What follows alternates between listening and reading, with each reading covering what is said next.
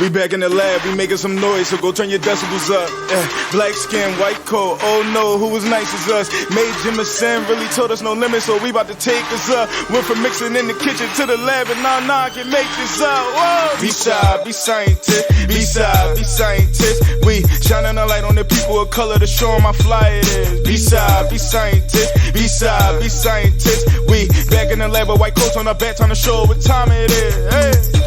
And welcome back to the B-Scientist podcast, the podcast by the Black Science Coalition and Institute, or B-SCI. I am geoarchaeologist Jordan Chapman, and as always, we have the dope chemist herself, Jana Carpenter. And today we have a special guest. I think actually our special guest is one of the first other Black scientists we've interviewed from the great city of Philadelphia. So we're excited to have him today. We got Dr. Micahel Joseph Williams in the house. What's going Dr. on? Williams. How you doing? He got his master's from Fisk University and his PhD from Delaware State University. Yes. So yeah, how about you explain a little bit about yourself? Well, first, you can't forget where I got my bachelor's from. That was from Morehouse College. Yeah, right. Can't forget the house. Right. That's where it all started. And so how I got my start in becoming a scientist, which is kind of interesting because being in Philly, you don't really necessarily hear about scientists becoming, from Philadelphia. Nope. But when I was a child, and here's the thing, I was raised in my elementary school years in Mount Airy, if you're unfamiliar with that. So there I was raised in a single mother household, and my mother saw how inquisitive I was regarding science and math, and she pushed all kinds of science books to me. I was so interested. I love learning about space and space science. I still do. I love astronomy at heart. And what got me interested in that was learning about Guyan Bluford. Guyan Bluford is from West Philadelphia. Yep, right. And he is the first African-American astronaut to go up in space. Right. I think he's also from Penn State. Yeah, are you in Penn State right now? Oh no, I'm at University of Georgia, but I got my bachelor's at Penn State. UGA. How's that going for y'all? UGA. Hey, it's fine. It's Georgia. You gotta like Georgia, baby. It's all good. So learning about his life, learning that he came, he went to Overbrook High School, and learning how he had challenges of his own from counselors, from his high school counselors, where they said that he wasn't particularly a scientific material and that he should go into a particular trade instead, mainly because they saw him as just a B student and he couldn't rise to the standard of what they thought a physicist should be. But to his credit, he persevered past that, and he wouldn't allow anyone, not even his superiors, to deter him from his goals, from what he knew he can achieve. Because a lot of people, especially when you judge kids in high school, they judge them based on their performance, but sometimes people are just diamonds in the rough. And it's sadly to say that we have a lot of emphasis on kids who peak in high school, not just in science, but in, social, quote unquote, experiments as well, of looking at how popular a kid could be that will mark the trajectory of their life. That does not necessarily is the truth. And so when you look at Guyan Bluford, he didn't maximize yet until later on. And it just shows you that it doesn't matter where you start, it's a matter of how you finish. And he finished as also a PhD in aerospace engineering, and he went on to become an astronaut in NASA for the NASA program. So seeing that really got me really interested and led me to have a vision or a goal, or just have hope that someone that looks like me can have a PhD. Right. And so that was the initial interest, the initial image that I had as a child. Now, to nurture that, my mother brought me to the Franklin Institute Science Museum. If you're from Philly, you know that Franklin Institute is in downtown Center City. It is one of the nation's most hands-on science museums. And as a child, I loved that place, mainly because, ladies and gentlemen, if you don't know, there's a gigantic heart that is like the focal point of the museum that you get to walk through. You hear the heartbeat, and you see how the blood flows through all four chambers of the heart. And so that place right there where you get to touch stuff and you're not afraid to touch stuff. They actually encourage you to touch, because normally when you go to a museum, they say do not touch. When you come to a museum, a science museum, also you can touch. It's like, oh, you sure? It's almost hesitant for you to do so, but it welcomes you to do that, and that where I just got my interest to go forth as a scientist. And particularly, there was a youth program there called PACS, and it stands for Partnerships for Achieving Careers in Technology and Science. Now, this particular program there was really engineered to go for inner city kids, or mainly black and brown kids who did not necessarily have the resources nor the experience or the exposure to particular programs or even possibilities of going into science. So that really helped me out as well. I was able to work there throughout my middle school, high school years, and so I am now an alumni of the program, and I'm able to come back and just help out on the program any way I can, just to give kids who are still in the program, it still exists right now, is still give them hope and a path to where they wanted to go. And so that's where I originally started at the Franklin Institute.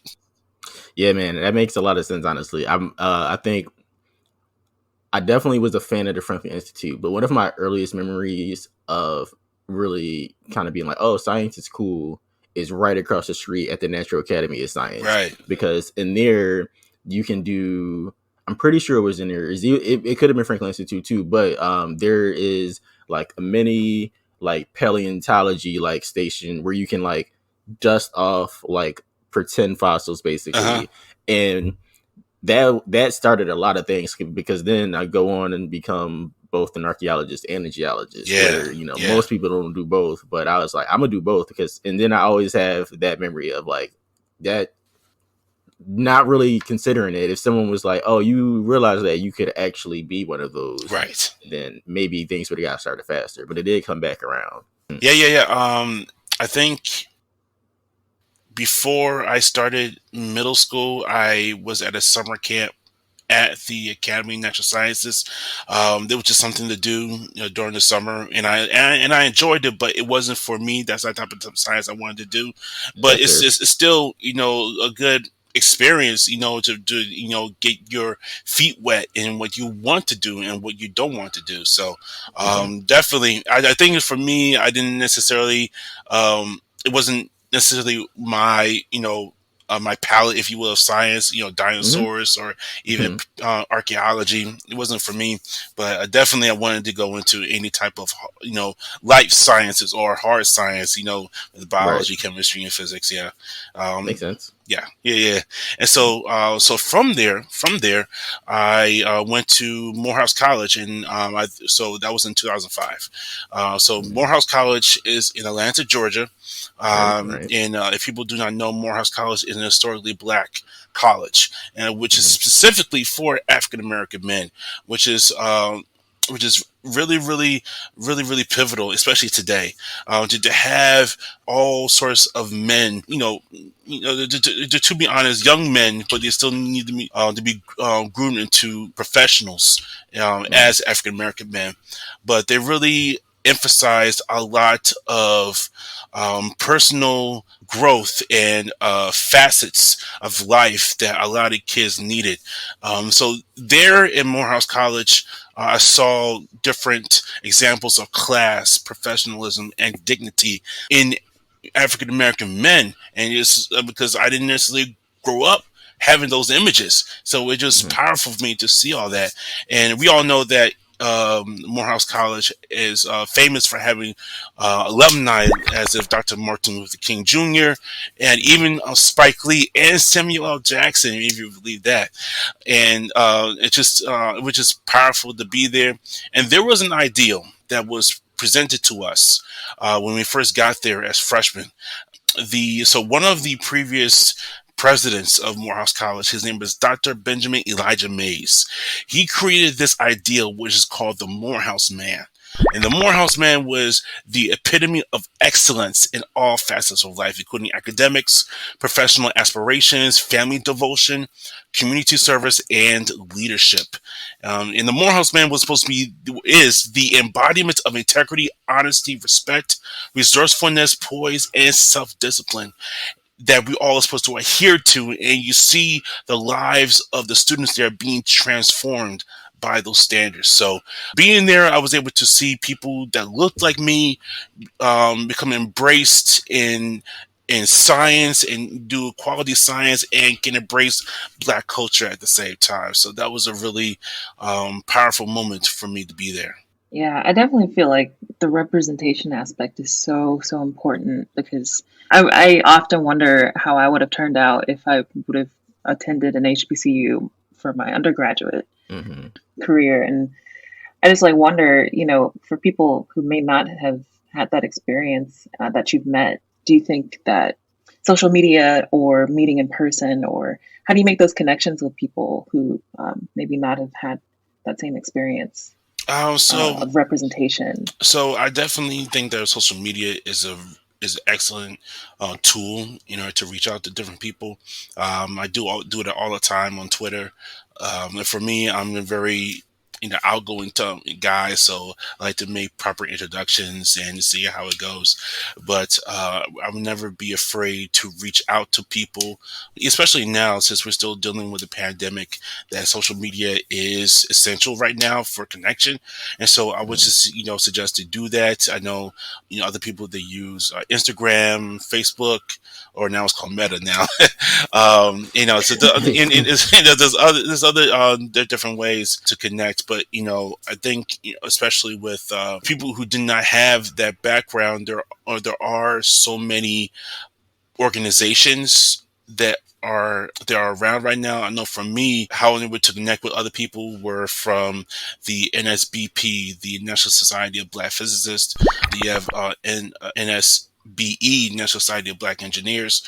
I'm also part of international organizations like Optical, which is where previously it was named Optical Society of America. I'm also a part with SPIE.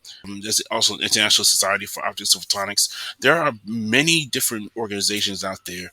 And I know for me, so right now I'm located in Boston, but for me being in Boston is a new city. I just moved here 6 months ago, and I needed to know people. So there's an organization here called Boston Wild Black that has really helped. We're trying to get people to be in some sort of community to let people know that they're not alone. So there are definitely places out there you can go. Dope. So what is optics? Because that's one thing that not a lot of people are introduced to, and I'm sure I don't even really understand it myself. So let's talk about what is optics? So optics basically is the science of light. It's a branch of physics that studies the behavior and properties of light, and so how it interacts with matter, how it looks at the behavior of both of on the visible, but also ultraviolet and infrared light. So all type of aspects of light and its applications and its interactions. That's a great definition. Super sharp one. So what does your day look like as an optical scientist, I guess? So currently, right now, I am employed in Boston at a company called Boston Electronics, which is basically is an optics distribution company, which we able to help our customers when they come to us. We able to give them some superior application support with our products, and we mainly focus with electro-optical solutions. For example, we focus with lasers, different infrared lasers. We deal with also infrared and ultraviolet LEDs and detection and sensors. We all deal with photon counting with different systems and components in a lot of different electronics with signal processing. So we focus on a lot of aspects just regarding applications with IR and UV experimentation and different products. So when people come to us, they are requesting a particular product that we distribute from our partners. And we mainly are the North American hub for a lot of our partners, which are mainly located in Europe.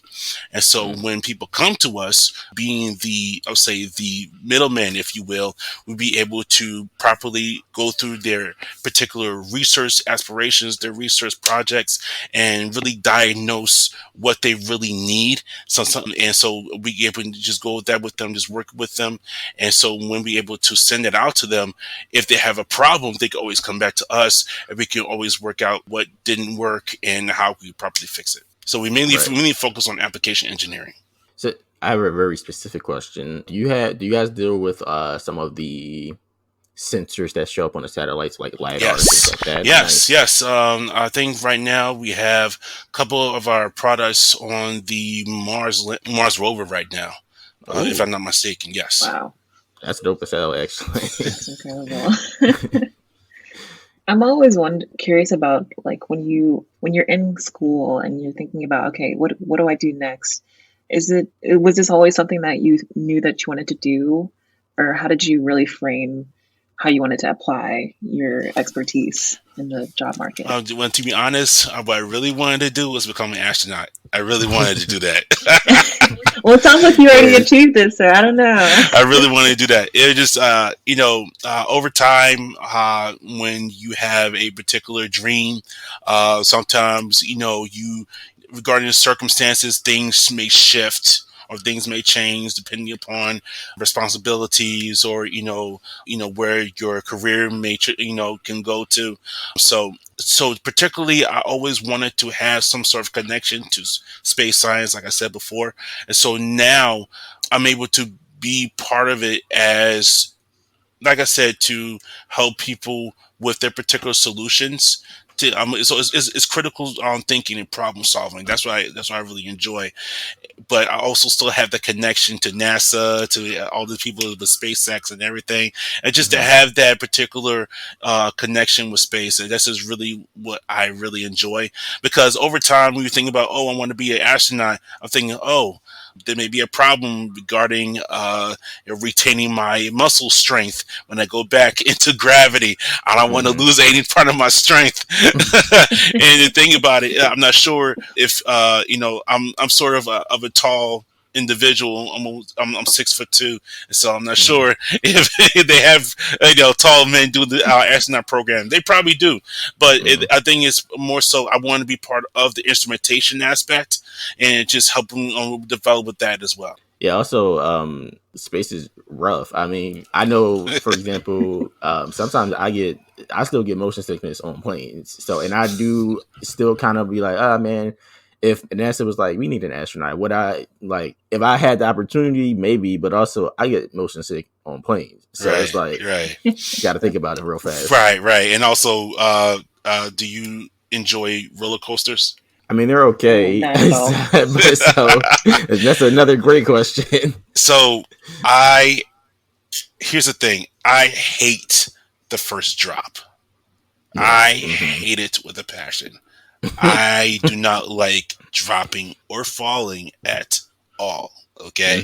I remember one time I was out with my friends a couple of years ago. We went zip lining at a actual zip line park. That was fun. That was fun. Zip lining is fun. Dropping sucks. Okay.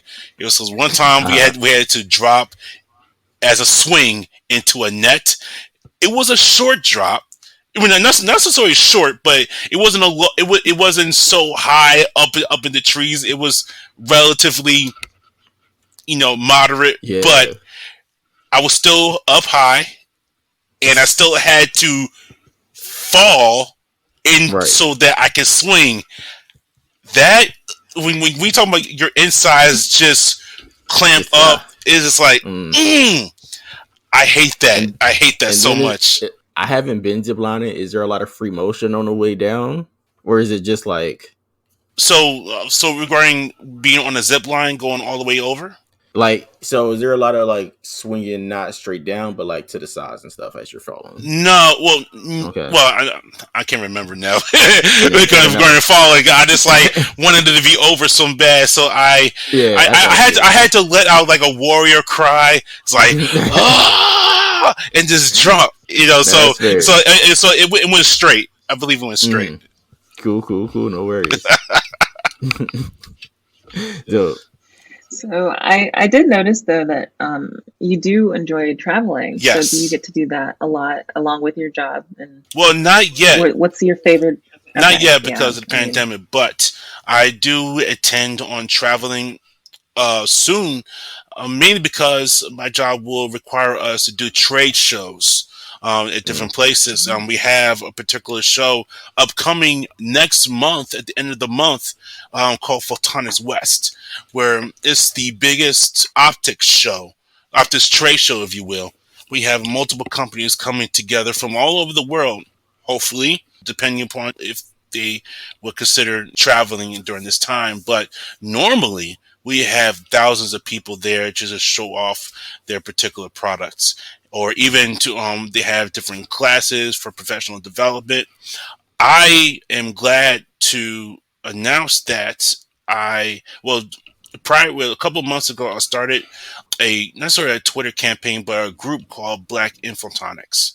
Particularly because when I would go to several of these shows, I will always feel isolated or feel that I'm the only one there that's Black and American, born and raised in America.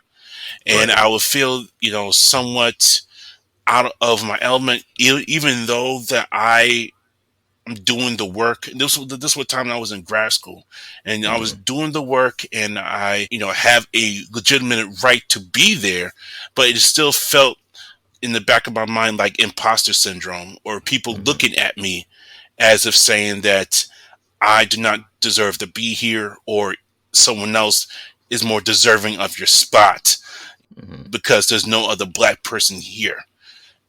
I want to create an environment where people that look like us can come together and support one another.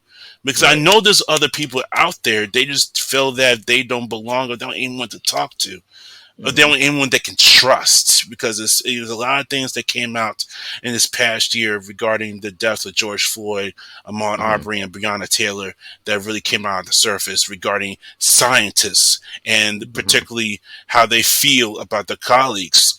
And so that's when I really wanted to just create a spot, like a safe place for us to just chill, relax, communicate, collaborate even, and to help us meet our particular goals. Right. I mean, we've talked about it a good amount on the show. We've had other members of the Black and X community show up on the show, and we are also part of the community. We've helped with Black and X too. But optics and other aspects of physics, I'm sure, always needs that, because you imagine it's physics and those types of science are very technical and difficult to get into. So that it means that as you go up the ladder, that there's going to be less and less of people Yes. in general. But then you add all of the other aspects that African Americans have to go through and other underrepresented groups, and I can only imagine even how much that trickles down as well. So yeah, that Yes. makes sense. Mm-hmm.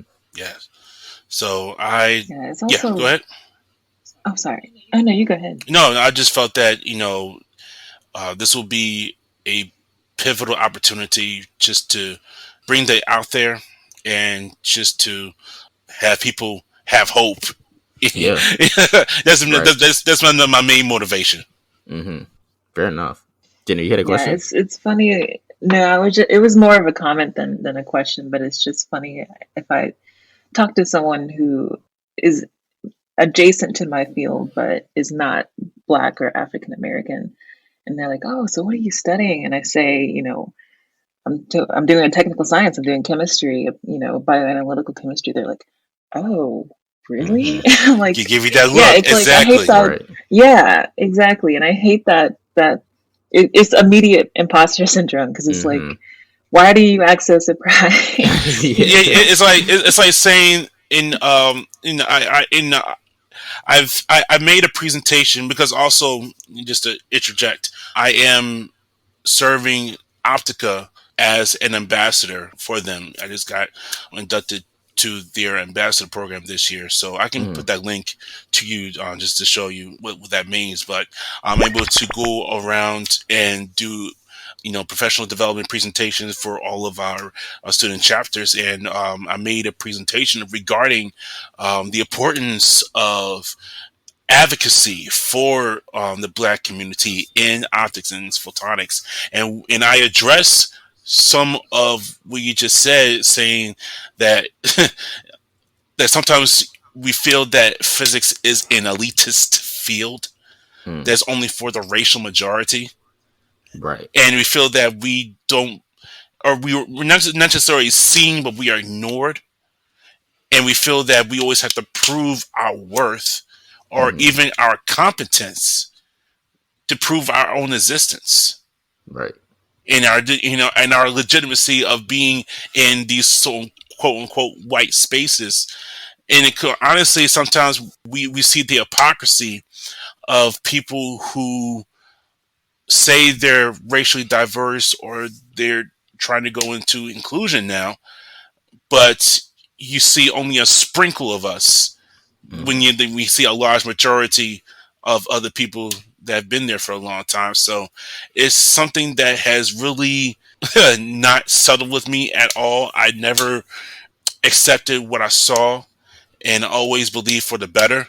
And I believe that Mm-hmm. now this is a pivotal moment in history where people are open to hear what I have to say. Right. Yeah, I do think that unfortunately, after the death of George Floyd, and also that same day, the fact that the Black Brothers event was going on in New York, which is a crazy coincidence.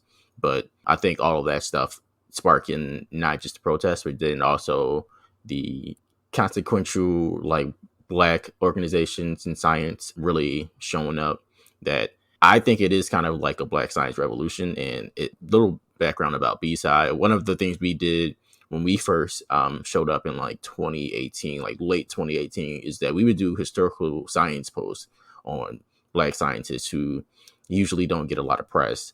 And in doing that, you look to see if there was another or organization that kind of really was like, this isn't just one science organization, say chemistry or physics or geology.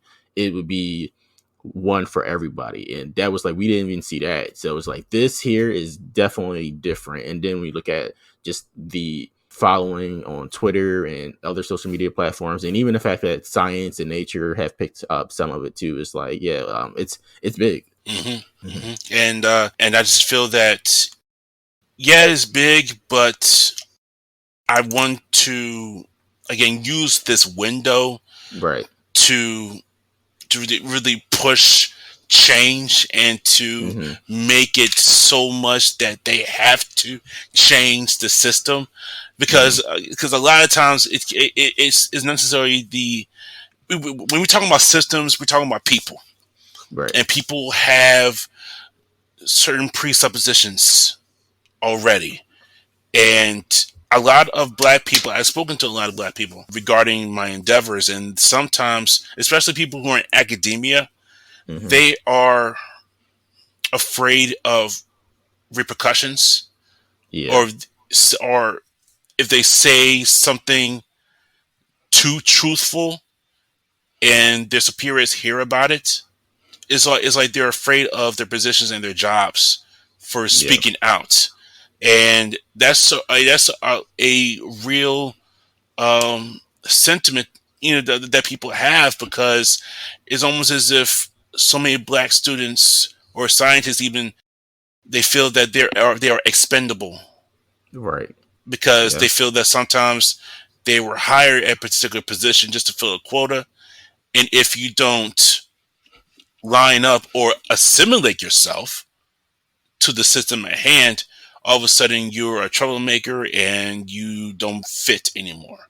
And so, but I think that I've been given the grace to point out a lot of these ills in our society, because not only am I doing this under the Optical umbrella, but my own employer is supporting me in this. And I really appreciate Boston Electronics for allowing me to speak out so vividly, because they too believe that things that I have to say need to be heard.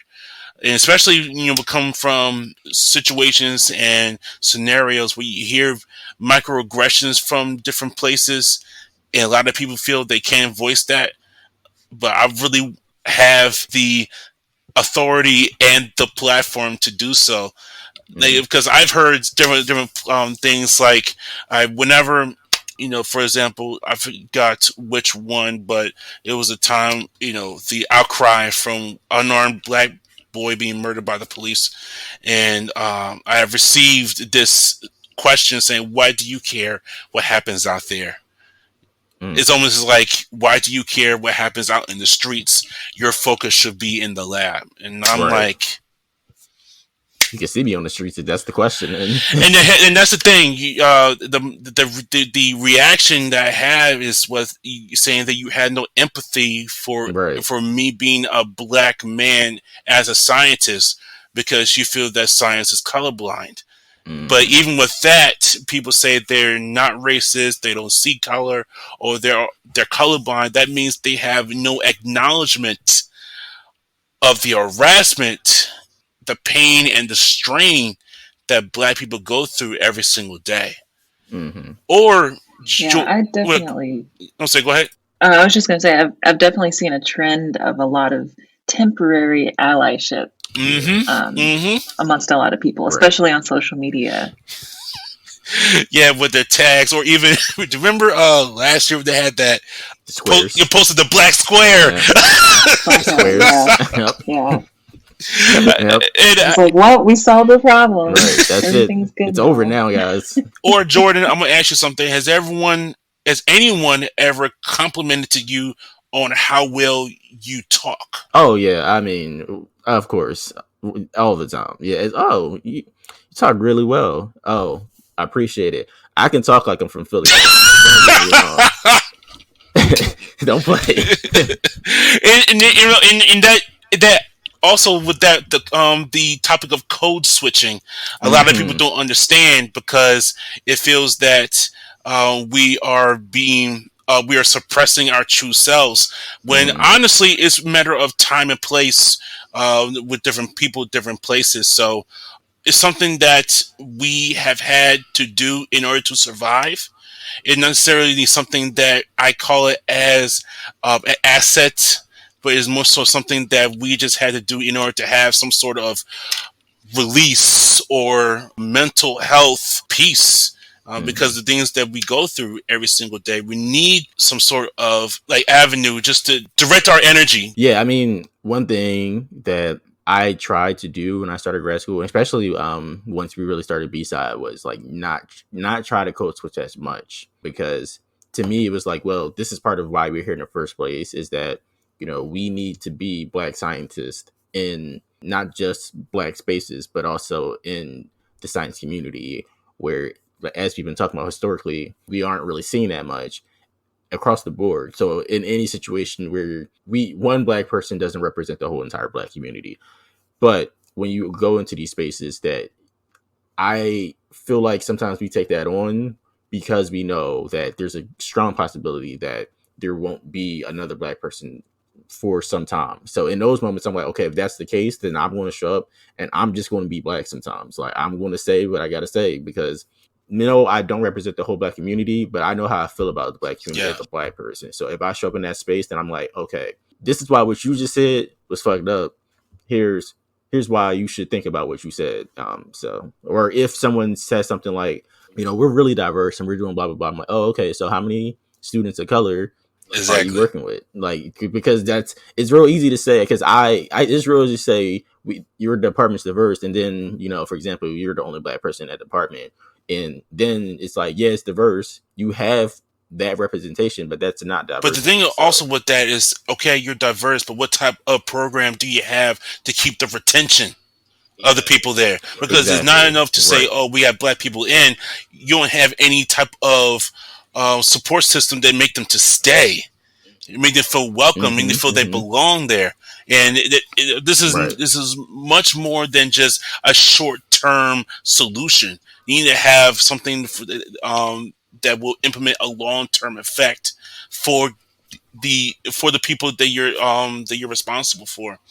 And so, even with the topic of being an ally, and some people, they have their particular notice or even their motivations for being an ally, but if someone really wants to be down with us, we need to take a step further than that, and not necessarily be an ally, but what and then this is not my term, I've heard it from someone else, be a co-conspirator.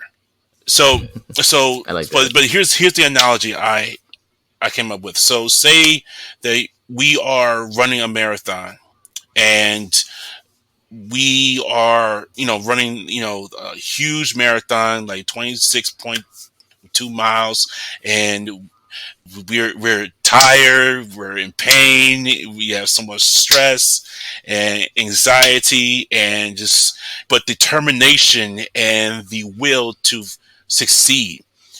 We have people on the sidelines cheering for us, having the signs, having the cheerleaders there saying that they're for us, and we are going forth, we're going to win, and we're going to do it.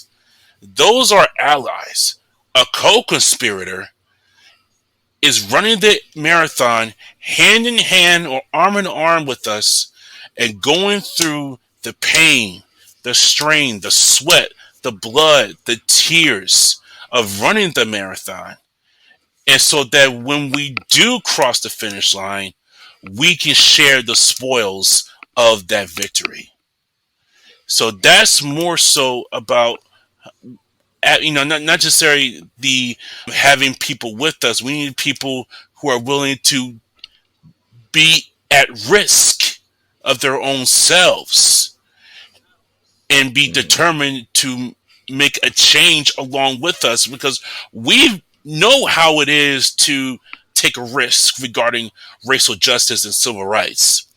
But we need other people to do that alongside with us so that proper change can happen. It will not just be a titular experience or a moment that you say that you're with us. That's a good analogy for sure.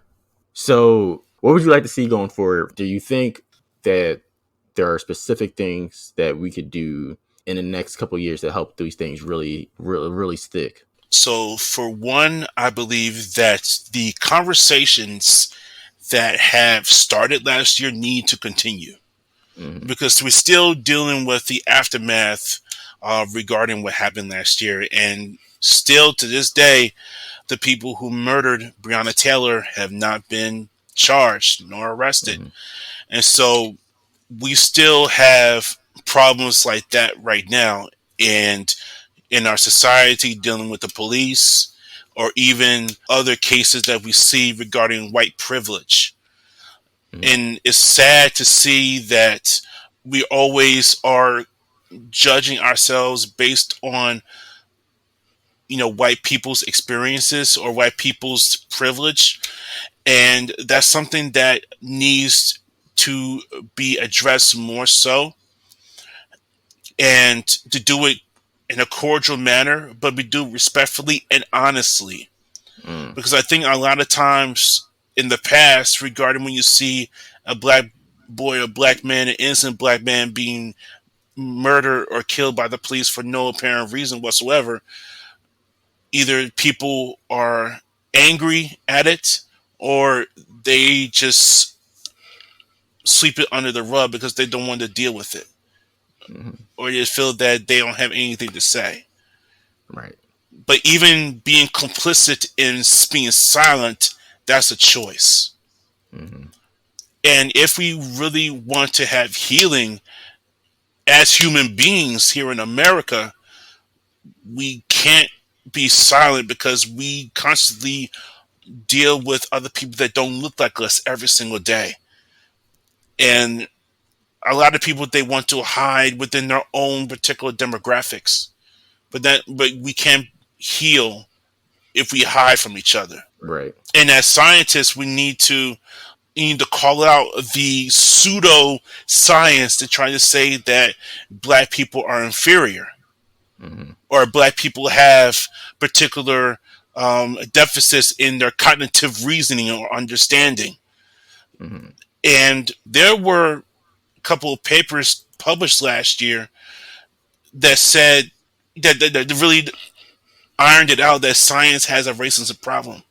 And even there was a study on gender and race stereotypes and how that impacts the advancement of scholars. And so for this particular study, they had biology and physics professors from 8 different research universities. They were asked to read one of 8 CVs depicting a hypothetical graduate, a doctoral graduate, applying for a postdoc. And they will rate them on competence, hireability, and likability. The only thing that was changed on the CVs were the person's name and the person's gender. So, and the person's name was used to manipulate race. If you had a black name, you had a white name, you had an Asian name, and the only thing was varied was the gender.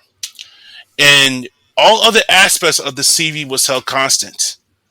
With the accomplishments, the amount of publications, the type of things they did with community service. And the physics faculty rated Asian and white candidates as more competent and more hireable than the black and Latino candidates. Regardless of the accolades were the same. But they rated Asian and white candidates as more competent and more hireable. So that in itself needs to have a conversation in itself.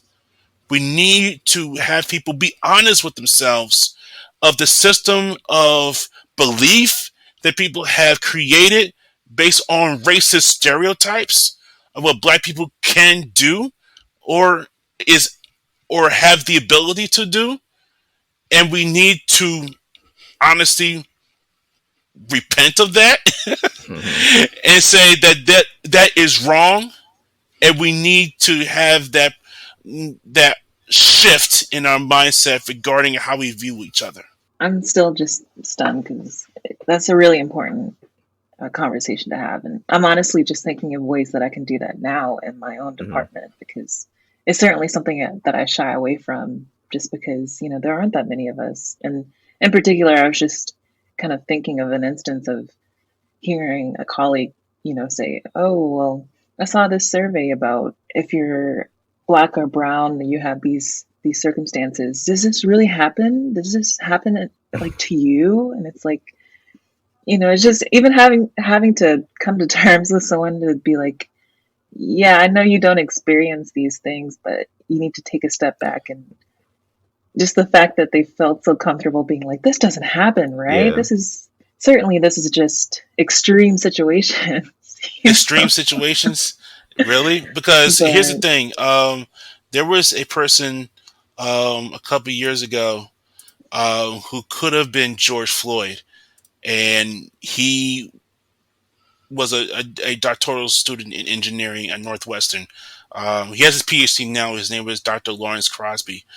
I would suggest you look him up and what happened to him, because he was profiled by the police by trying to get into his own car.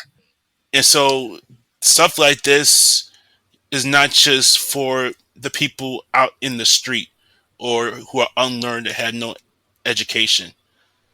This is something that really does affect all of us. My own mother, she prays for me all the time, and I pray with her because of the fact that we need protection when we go out, even walking down the street, and just thinking that, do people respect me as their colleague, or will they question the legitimacy of my doctorate because I went to a historically black college, or even if I show up at at a conference and respectfully I wear a suit every time I go to a conference to show myself professional, will that trigger someone in saying that, oh, why is he there? Does he really belong here? Because honestly, and this is my firsthand experience. I was sitting in a conference lecture, during one of the sessions, and I saw this young man. He was white, but he was just wearing a white T-shirt and some cargo pants, and he was making a presentation. And I'm not looking at him, and I'm like, okay, and no one's saying anything. And no one says anything. And the thing about it, what he was saying, everything was very excellent. He did an excellent presentation, but his presentation was unprofessional. But no one said anything. And so here's the question. If I show up there wearing my Eagles jersey, okay, and wear some jeans and my Timberlands, somebody would have said something to me. Yeah. Or would they? I mean, first I wanted to say that Jenna, about yours is that like yours was immediately dismissive, like whoever did that, which is unfair. And then two, yeah, I mean, if like there's a conference coming up in Philly in January, and part of me is like I'm just want to show up and just be from Philly to that conference. But on the other hand, like yeah, like I can imagine showing up in Philly and thinking about how I've looked in Philly before and how I would walk into that conference if I presented myself that day. Like part of me wants to just challenge that, but also knowing that there could be repercussions. For one thing that always gets in my mind about going into the field as like a geologist and archaeologist, that sometimes I got into the field and I'm always wearing pants because I don't care how hot it is. It's hot, but like I even if the pants won't protect me from like a snake trying to bite me, then at least I had on pants to like try to prevent the situation. I can't tell you how many times I'm out in the field and I've seen people wearing shorts. I'm like, there's a privilege to even that mindset. And I know that people will defend it. And I've talked to white people about it and like, oh, it's hot out here. I don't want to be hot. And I'm like, I get that.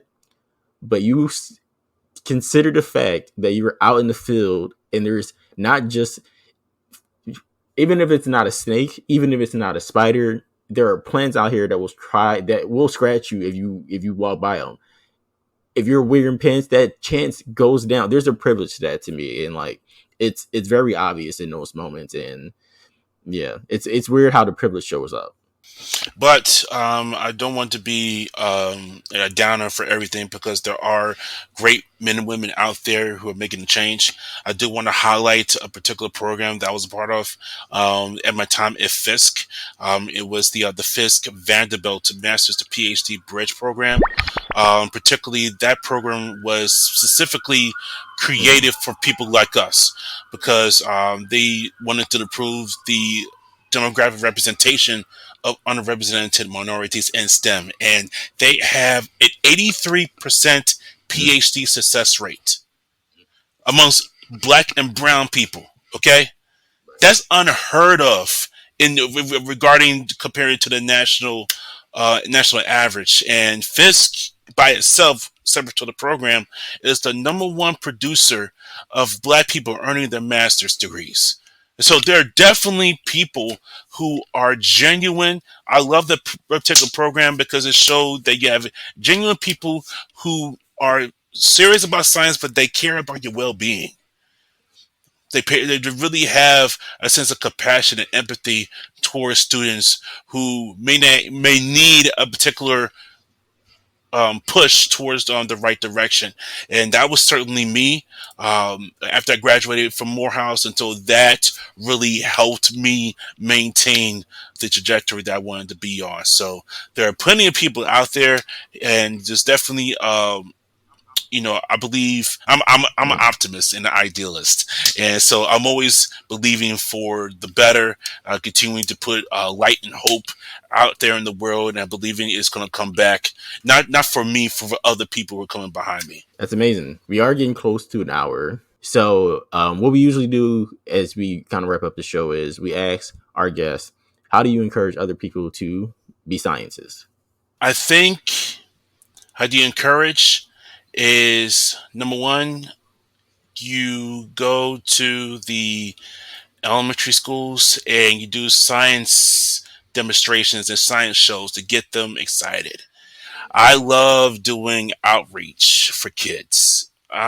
Especially since I'm dealing with light, I could show them all kinds of laser tricks, all kinds of stuff, especially with gummy bears.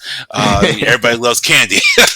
And, so showing them different concepts of dispersion, diffraction, transmittance, reflection, all kinds of things regarding science and how it interacts with different things that they generally care about, which is candy.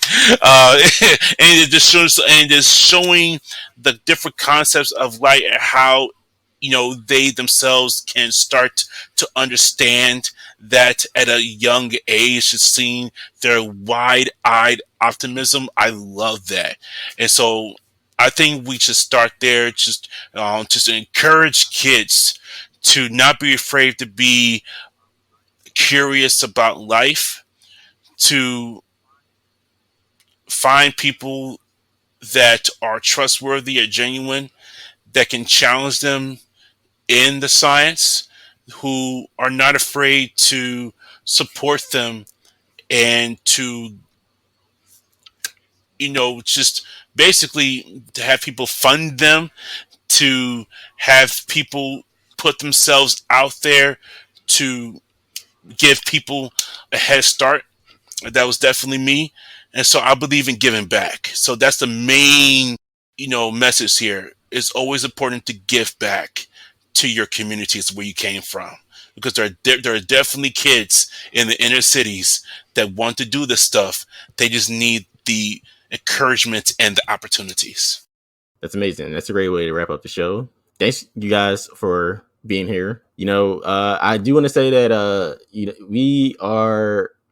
I know we haven't had a lot of episodes over the last couple months, but we are wrapping up 2021 now. And so we'll have one more before 2021 ends, and then we will see people in the new year. And Dr. Williams here just mentioned something about giving back, and, it's the holidays. And if you are feeling generous out there, then feel free to give us a donation. We've had a record year and you can be part of it. So with all that said, again, thank you guys for being on the show today. And as always, please be scientists.